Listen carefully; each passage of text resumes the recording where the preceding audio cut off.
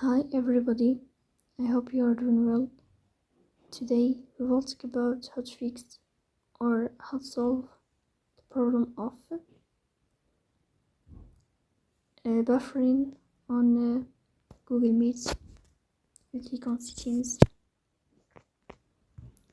you will go to apps, default apps, app settings.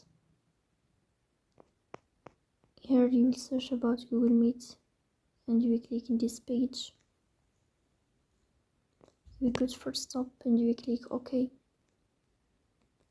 Here you will enter to storage. Then you click on clear cache.